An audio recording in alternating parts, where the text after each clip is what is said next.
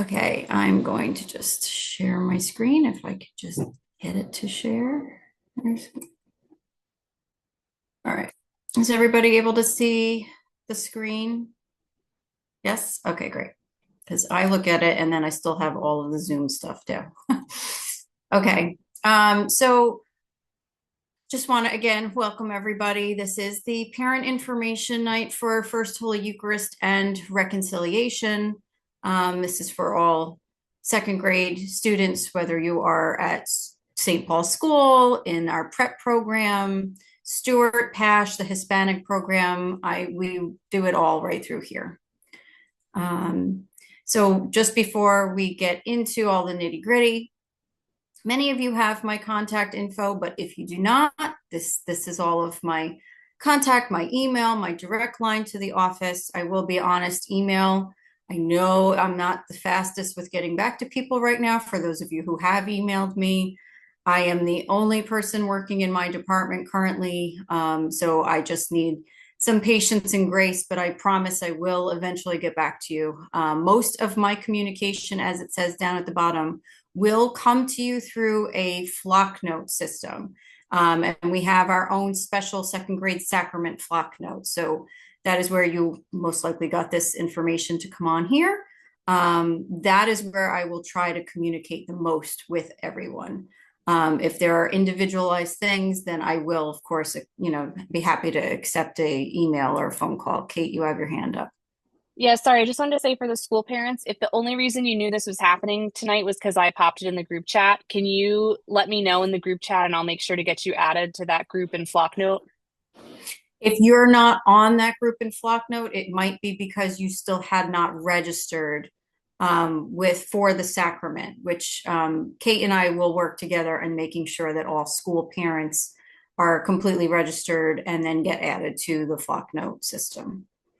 Okay, and in terms of my hours, I am available to prep families only on Sunday mornings. I'm just running around like a chicken without a head during that time, so I cannot be on a computer or be on a phone. But I am in the office Monday, Wednesday, Thursday, 10 to 3:30. And Tuesdays, I'm in meetings all morning, so I'm only available 1 to 4. My days do fluctuate from time to time because I do have kids that are in school just like you guys, and they pull me in 10,000 directions. So there are times that I work from home, but like I said, I will do my best to get to everybody via email.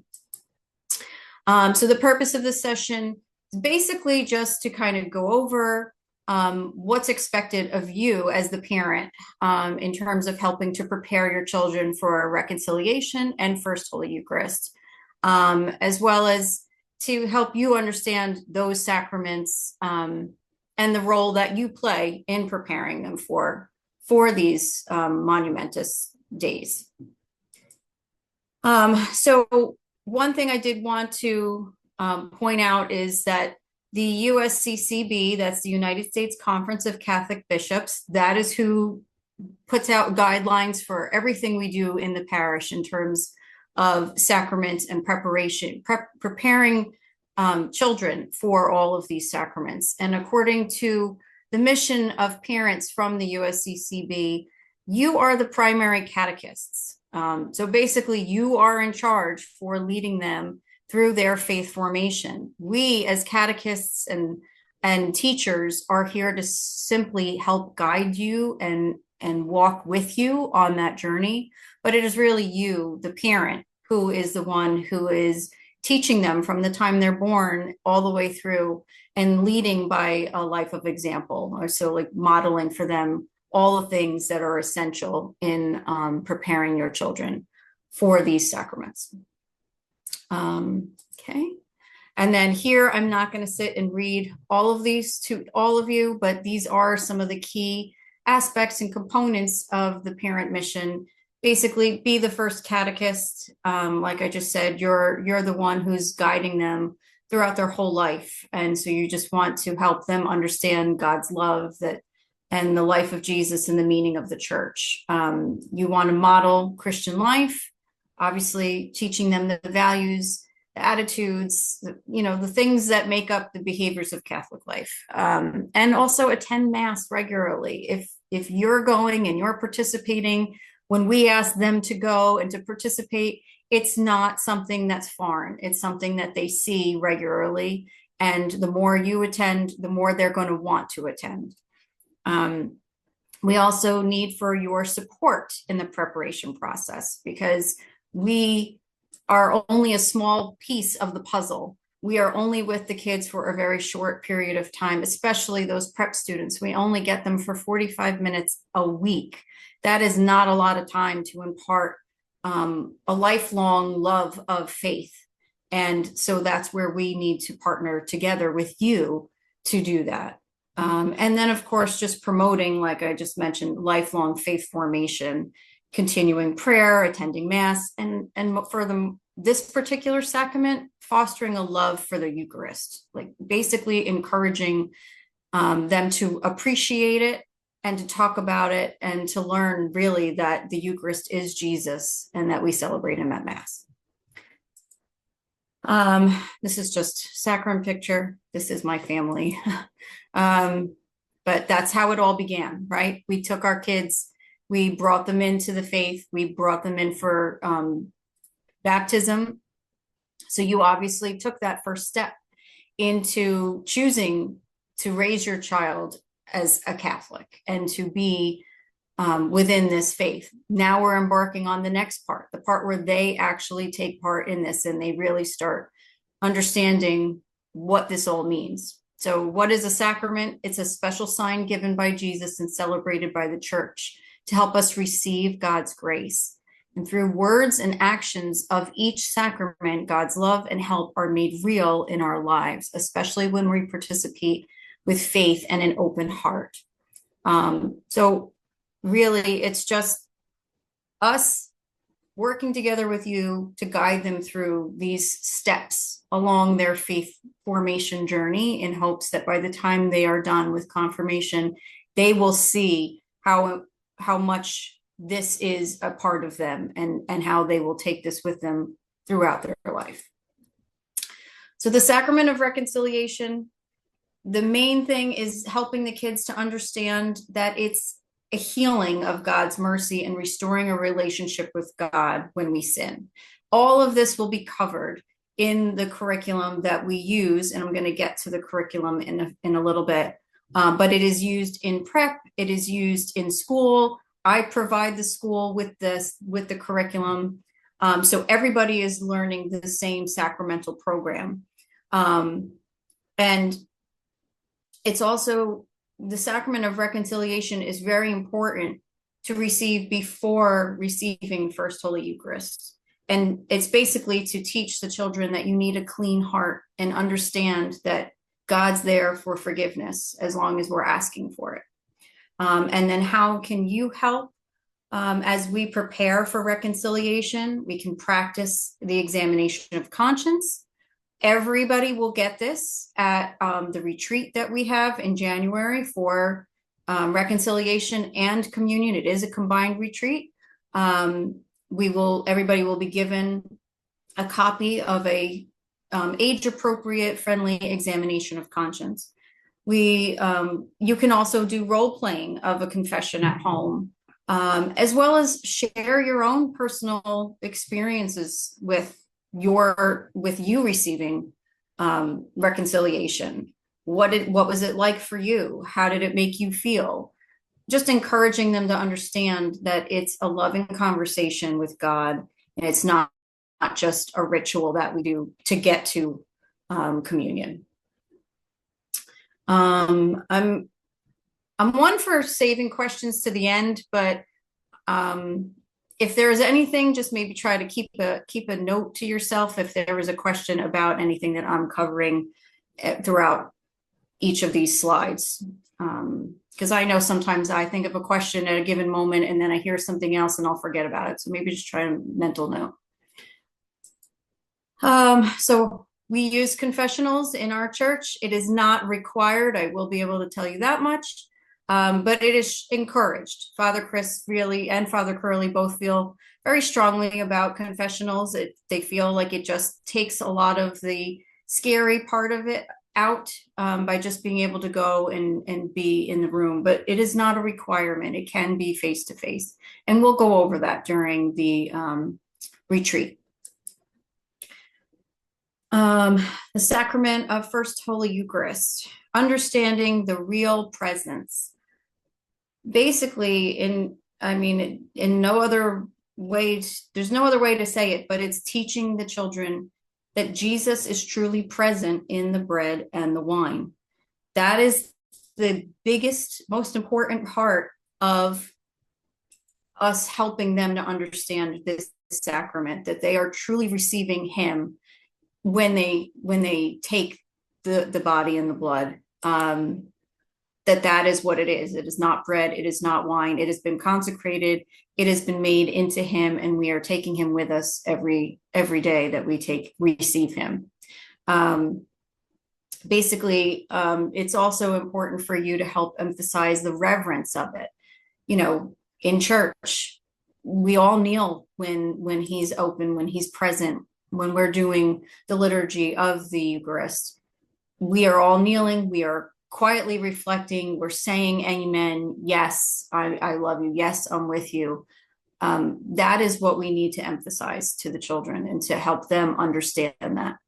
And then helping them to prepare spiritually. Again, I don't want to sound like a broken record, but attending Mass often, this helps them to see this liturgy of the Eucharist. You'll see it at every single Mass. So when they want to understand more clearly what they're about to embark on, it won't be the first time that they see it. It won't be something that is so foreign to them that they can't really comprehend it. So it's very important, especially during this year of preparation, that you do attend Mass as often as possible.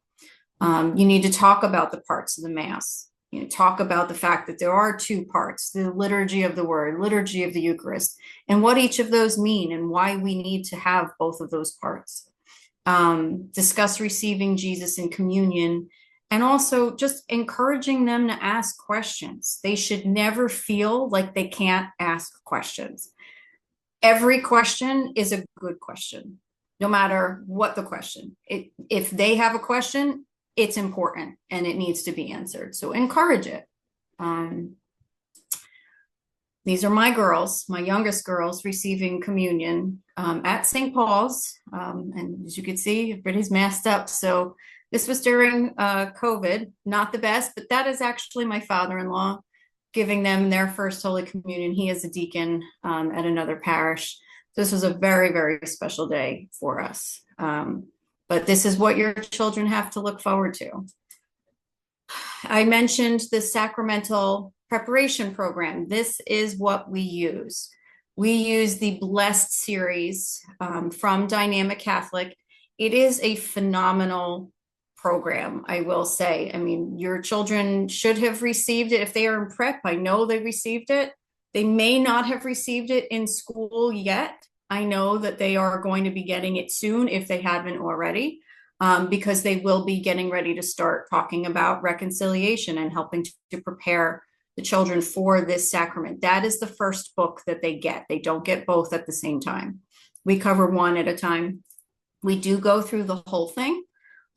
Inside the book, they are beautifully illustrated stories and explanations, and it's just very kid friendly, and it's inviting to the students to see. And the other great part about this is that I am able to provide this in English and in Spanish, because we do have a Hispanic program. So the fact that I can offer this in both languages is another huge aspect for me, because I really want the students of St. Paul's to understand this sacrament and the weight of what they're about to embark on. So we do cover this program within the classroom, and it helps to develop a personal relationship with God, as well as to instill in them a lifelong love of their faith. These books are theirs. They get to keep them from now until the end of time. So even when the sacraments are done, I encourage you to go back and review them and talk about them, especially reconciliation. because that is something that you should be doing every single year, more than once. I push in my programming that kids get at least go to reconciliation after communion, during Advent, and during Lent at the bare minimum. They should be doing at least that much to prepare themselves for what's to come. Because as many of you know, these two seasons, Advent and Lent, are preparation periods. We are waiting. We are waiting for the next phase, for the glorious celebrations that are coming our way. And these are the ways that using reconciliation helps us prepare fully for those things. So please make sure that you go over this with your children. Don't just leave this for the catechists and the teachers to review. Take time and go over it. Ask them, what did you learn? Show me, tell me what you like about it. There's a lot there to go over. So this is the program that we use. And I think you'll come to find that you'll enjoy it just as much as they do. Now, there's a lot of small details and nitty gritty that go into what to expect during each of these things, reconciliation and First Holy Eucharist. I am not going to sit and read through all of this and go through every little nook and cranny with you, because you don't want me to sit and read all of this. But I am going to encourage you to sit and go through. It will explain exactly what's going to happen. You can see it's a lot of information. I'm not going to lie, but it needs to be there, and you need to have it. At the end of this particular one, there are a couple of videos. This one in particular, I love. It's the act of contrition, and it just helps kids in a fun way learn the prayer. It's never too early to start learning this prayer. Please know it does not need to be memorized for this sacrament. Every child will be given a kid-friendly version. That I have great resources for them on the day of the actual reconciliation that walks them through step by step on what they're going to do, what they say. And the priests we have that come in for this sacrament are very kid-friendly. They know how to do this. They know how to walk with them and encourage them. And we will practice this during the retreat. So it won't be the first time that they experience it, but I do please encourage you to take a look at this slide, as well as the Holy Eucharist slides. So here is where you're going to find the schedule for when we have rehearsals, what we do during the rehearsals, the celebrations, what if, like all the questions that you may have about these things, most of it will be answered within these particular slides. But as I mentioned, I really didn't want to sit here and just read slides to you. So I'm providing all of this to you. You will get this main slide from tonight with all of these links in it. And it will explain everything to you. It tells you about parking, because trust me, you will need to park in other areas. We don't have that big of a parking lot, unfortunately, on these days of celebration, especially as one group is coming out and the other one's coming in. It gets a little hairy. In case anybody's wondering about, my child needs gluten-free. They are, gluten intolerant. We do have low gluten hosts. There are no completely gluten-free hosts, but there are low gluten hosts that majority of people with a gluten intolerance can handle. But that can be a conversation between you and I at another time if need be. So again, I do encourage you to, at some point, take time to go through these slides and really read through them, because majority of your questions will be answered there.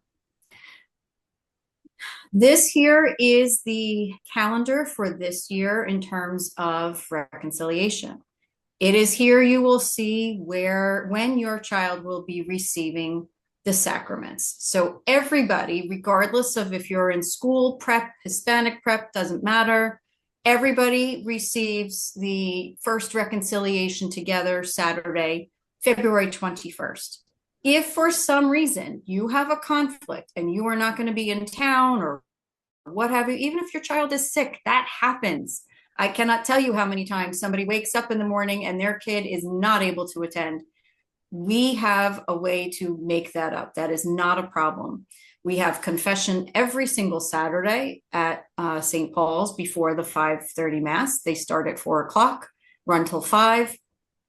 And we can absolutely schedule a day to meet up where because I would need to be present for that, so that I can account for it and give you your certificate. I also would like to make sure that there is a child-friendly priest available to you, whether it be Father Chris or Father Curley. That's something that we would schedule. And if you're part of school, we can even schedule something potentially after school. That's not an issue. So please do not be concerned if that date you have a conflict. There's always a way to get around that. As you can see up here, I didn't really talk a lot about the retreat, but there's a lot that goes into the retreat because we do cover both reconciliation and First Eucharist within one retreat. We know how difficult time is and how little of it we all have. So I don't want to have two separate retreats to kind of go over similar topics. We've done it this way the last couple of years, and it's gone over very well. So we would like to continue it this way. It is a full morning. You can essentially plan to be there from like 9:30 to about 12:30, 1 o'clock, depending on how many kids we have and like the rotations. There's a bunch of rotations. But this is a mandatory retreat. Again, I do understand if a kid gets sick, but please do plan to be in attendance for this. If for some reason there's a conflict and you're not able to be there, I would really appreciate you contacting me sooner rather than later. Because in the event you cannot attend a retreat, I do try to match you with one of our neighboring churches during their retreats, and you can attend one of their retreats instead if that needs to happen. So the sooner I know about it, the sooner I can find an alternative. Now, when it comes to communion or First Eucharist, we have 2 dates. The first is May 2nd, and there are 2 groups. One is at 9:30, one is at 11:30. 9:30 is St. Paul's School, and then at 11:30, it is 2 of our prep classes. It is Miss Crivello's class, 2A, and Miss Von Romer's class, 2B. The following Saturday, we again have 2. One is May 9th. That is also a prep group. It is just Miss Redlinger's 2C class, along with any students from Stewart or Pash. And then at 11:30 on May 9th, we have the Hispanic prep program. They have theirs. It is a Spanish Mass. So that is the one at 11:30. So please make note of the day and time that your class, or that your child, I should say, will be receiving this sacrament. If there's an issue and we need to adjust, we can work together to figure out how to adjust. But I've provided the dates this early in advance so that we don't have conflicts. And I do understand life is hard. There's communions, there's confirmations, graduations. I get it. Last year, I almost scheduled all of the sacraments during my daughter's college graduation, but thankfully she graduated the week after, so I got very lucky. I get it. I do understand that. We can work together and find an alternative. That's not an issue. I just need to know. The sooner I know, the sooner we can plan. And that is going to be that from me. Now is when I'm happy to answer any questions that you have. I'm just going to stop sharing so that I can actually see people. Hang on a second. I'll share.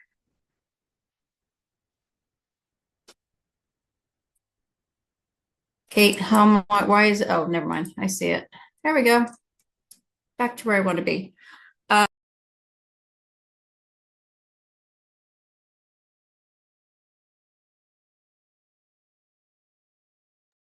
I muted you. I'm sorry. I'm sorry. I meant to unmute me and I muted you. I'm sorry. Okay. All right. Now that we're both able to answer any questions, I think the easiest way would be for people to raise your hand in the um, little reaction thing at the bottom. Someone asked, and maybe this is an offline question that they've asked a couple of times to move the date. When will they know if they're approved? So that's from, oh my gosh, that's from Stephanie Reel. So I don't know if you want to follow up with them directly, Jamie, but I can make a Yes, list if you that will want. be, yes.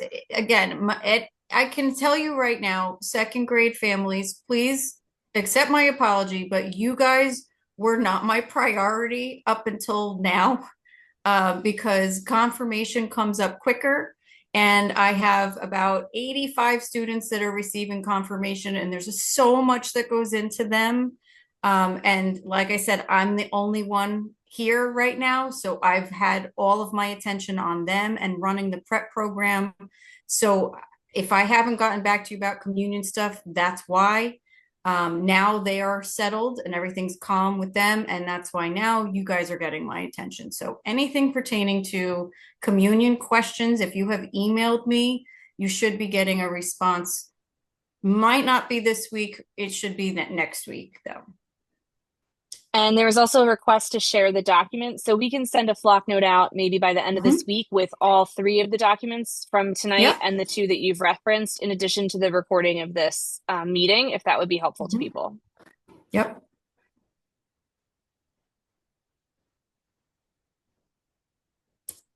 Any other questions? Can you put up the schedule again, Jamie? I can. Hang on.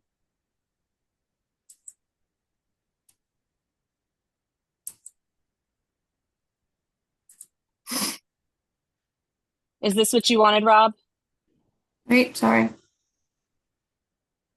This will be in the document, but moving forward, this will be at the bottom of any second grade Flock Note email you receive from me. I always attach calendars to the bottom of my Flock Notes pertaining to those groups. So this calendar will be attached at the bottom of every email you get. So you will always be able to find it. But can you And share it all will the be on the website as well, too. Our parish, like St. Paul Parish website, this will be up on the website. Can you share all the slides? Because there was that video of the act of contrition. Oh yeah, Yeah, Rob, all we'll of send out it. an email. Yeah. Yep. The entire slideshow with the extra slides on what to expect for First Eucharist and what to expect for reconciliation with all the videos, anything that's in any of those slides, it's all going to be shared after this. Like we want to be able to put the recording together so we can send that out. All of this will be in the next email that you receive from me so that you have everything at your fingertips. Okay. Jamie, probably for the benefit more of the school families than prep, just because we were not at your prep orientation. Can you talk a little bit about the Acts of Faith passport and the role that plays this year? Yes. Thank you for bringing that up. Yes. So Acts of Faith passport. Shout out to Mrs. Castle. If you are a school student, this is new to you. But this is a program that we started a couple years ago at the parish to encourage more and fellowship and involvement within the parish. Father Chris specifically felt that everything was very segmented and not one unified church, which is what his main goal is to bring St. Paul's into one family and not have all these separate entities, the school, the parish, the prep program, like Hispanic program. He wants one unified parish. And one of the ways that we're working to do that is through this Acts of Faith passport. Within the passport, there are 3 categories. First one is the parish category. That just basically means coming to a parish event. So every other Sunday, I should say the second and fourth Sunday of every month, we have what we call Donut Sunday.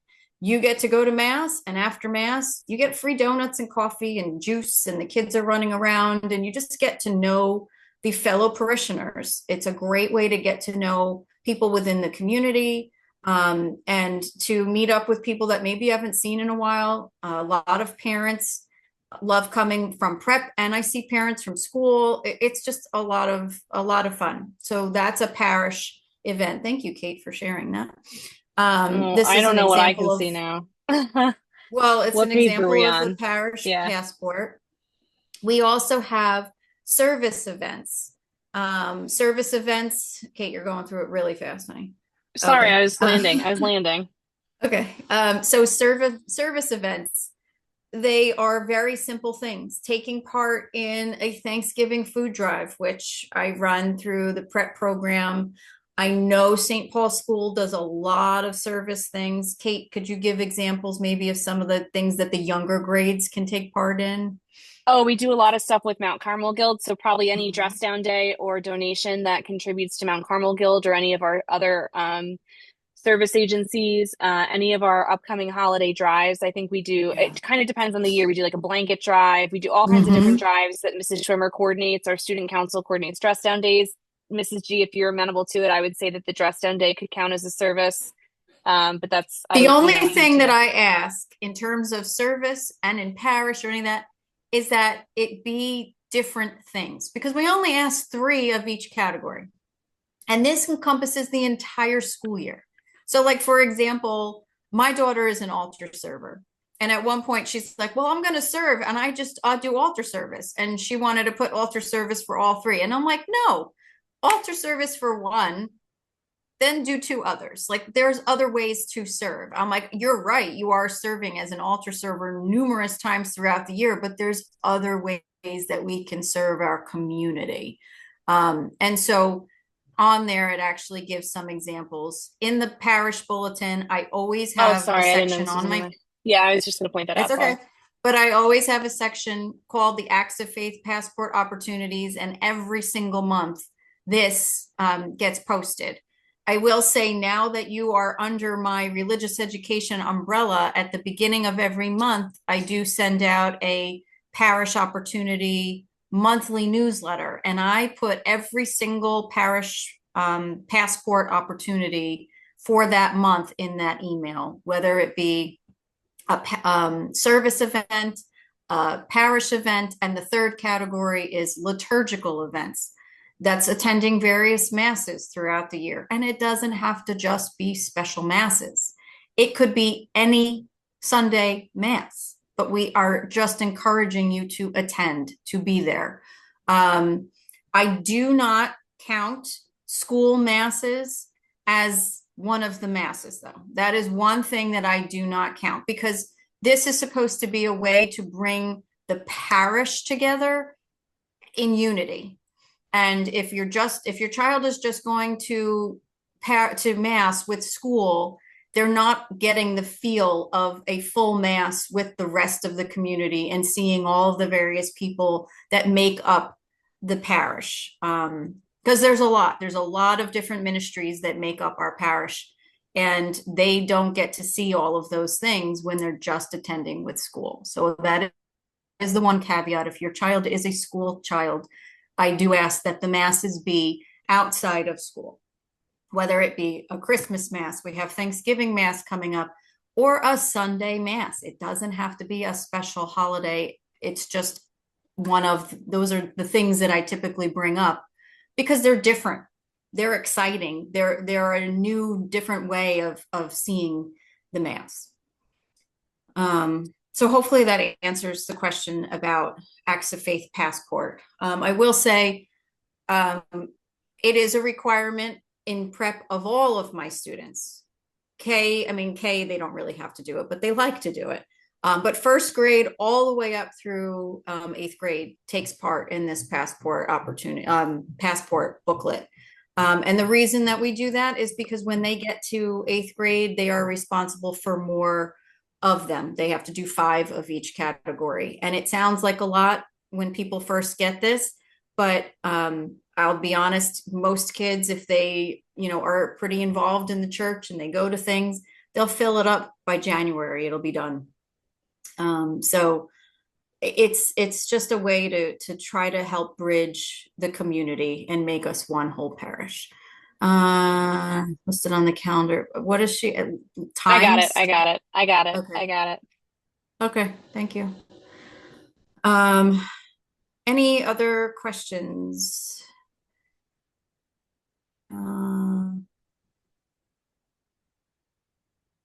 Sorry, just for anybody following the Bouncing Ball, it was a question about some of the specific times of parish events.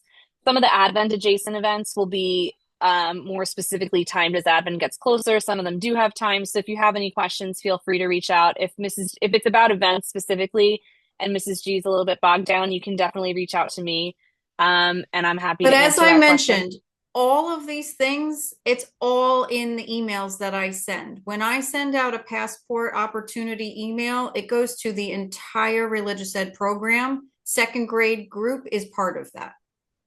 So that would be on like the monthly basis, but the feedback That's right now is that this was marked earlier on for Advent events, and so those times just might not have been established Oh yet. yeah, And we right. haven't put out the December Acts of Faith email yet. That's all. No, But we yeah, if haven't. anybody And needs any of those Advent times, feel free to just shoot me an email, and I'm happy to help fill in some of the gaps there.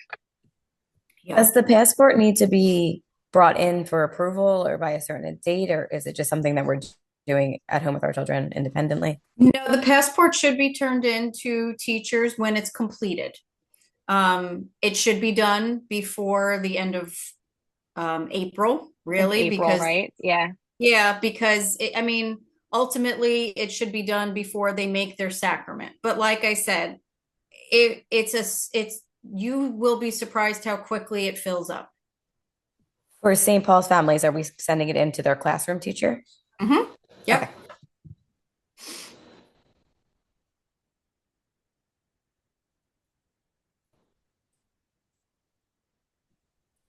I have a question. So my daughter goes to prep, and there's an opportunity for her to. I'm sorry, you're breaking up. Your daughter goes to prep, and then I didn't hear anything else. I guess you guys.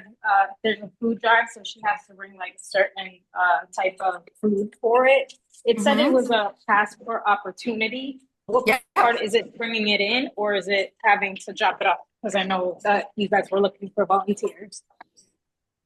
Both things would be, either one of those things would be a service. But it's not a requirement to be a food deliverer to sort of check it off on the passport. Yeah, it's none of the event, like the drives that we do, none of them are mandatory. They are suggested. And these are just easy ways for younger kids to do service. If it were up to me, I would have 3 different major things where I had kids really getting their hands dirty, sorting things, putting things together, doing hands-on service. The problem with that is that majority of organizations do not let children take part in these things. And to be honest, if you actually like research service things that kids could take part in, like a couple years back, we had done something, it's like filling rice with nutrients into bags. Kids are allowed to do that, but that kind of service, you actually have to pay a very expensive service fee to bring them in just to do it. And that's just not something that's feasible for us. So that's why I do a lot of these various drives and then offer to have families take part in delivering it to the location, because then it's another way to take part in the service. And it's not just you guys buying something and giving it to your kid to put in a box. And I get that, I do try to find ways for kids to do hands-on things. I will tell you, I know Miss Schwimmer does a lot of that. She and I work very closely together. For those of you who don't know Miss Schwimmer, she's one of the main religion teachers at St. Paul's School. She works with the upper grades, but she's a whiz when it comes to doing service and coming up with ways to get kids as involved as possible. And so she and I have collaborated quite a bit over the last couple of years in doing these things. And she helped put me in contact with a group where now during Christmas, we're not just collecting toys and gifts. We also do cards for senior citizens. And I also, during Thanksgiving, I have all the students in prep make Thanksgiving Day cards for all of our parishioners. Those are actually service things that the kids can check off on their passports. So that's why I say, whether there are prep kids or school kids, the service thing is going to get checked like that. I mean, it's probably the simplest thing out of any of them. So I hope that helps answer the service questions. Oh, got a new Okay. one. Oh, great. Okay. She said yes. Yes, I know. I saw that. It popped up. Does anyone have any other questions about anything? Retreat, communion, reconciliation? Oh, sorry. Is Yes, it time for me to yes. make recommendations yet? Not yet. Let's see if anybody has Okay, any questions sorry. first. Yes, Sorry. and then I got excited. you can make your I know you are very excited. Sorry. So if nobody has any other questions, concerns, tidbits, some of you are parents who have done this before. So this is, old hat to you. Nothing? Okay, well then I'm going to turn it over to Miss Mayer because she did find these awesome resources and she wanted to share them. So I'm going to let her do that.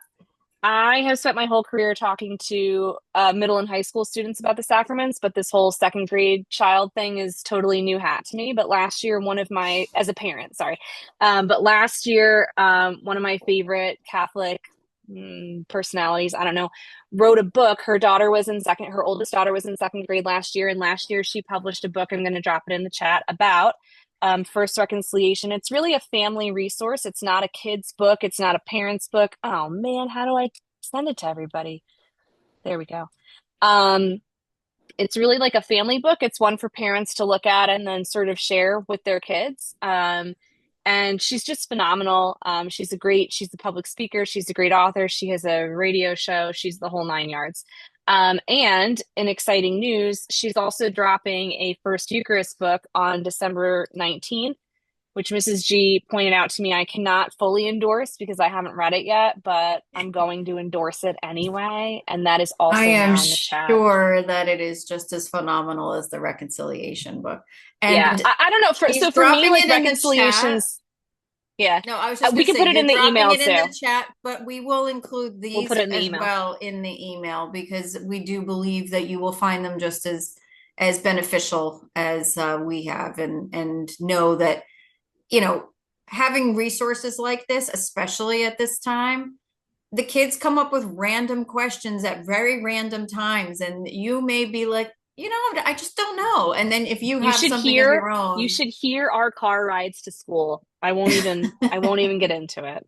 But I'll say too, like again, as a sort of professional catechist, a career catechist, talking about the Eucharist is totally easy for me. I know all of the things. I just did our confirmation session on the Eucharist, but First Reconciliation for an 8-year-old is a little bit tough for me because I don't want them to walk away with the message of like, oh, if I don't do this, I'm going to go to hell. But I also do want them to kind of walk away with the message that this is important so that so I don't know. I just really appreciate having a resource like this from a seasoned parent who is also fully immersed in the faith. Yeah. And honestly, a lot of the retreat that we have covers a lot more about reconciliation than First Eucharist, because it is a very heavy topic, especially for an 8-year-old. And we want them to be comfortable, and we want them to have, a full understanding of what they're about to do. And together with all of the amazing people we have at the parish, as well as the resources that have been collected over the years, we have put together a great practice program, if you will. That's really what the retreat is like for them when it comes to reconciliation. We do talk about the Eucharist too, but a good part of it is reconciliation, practicing it, understanding it, getting it on their level in a way that they feel comfortable and can understand the weight of it, and that it can like without be watering a it loving down. thing. Yeah. And not something to fear, but something to know that this is, you know, a relationship between me and God, and this is just making it stronger. And really that's what they walk. That's my hope, is that they walk away with that. Me too.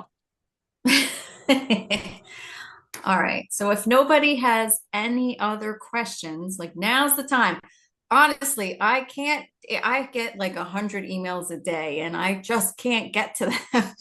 It's too hard. And I've got a lot going on in this house at home. So it's really, really hard to get back to each individual email. So this is why I wanted to give everybody a chance to, you know, throw out questions. So, but if you don't have any, then I'm not going to keep anybody any longer. Yeah, because Thank the you so sky is much. amazing. Go outside and take pictures of the sky. The sky is amazing. Why? What's going on Yeah, with the sky? it's the Northern Lights are here tonight. They are.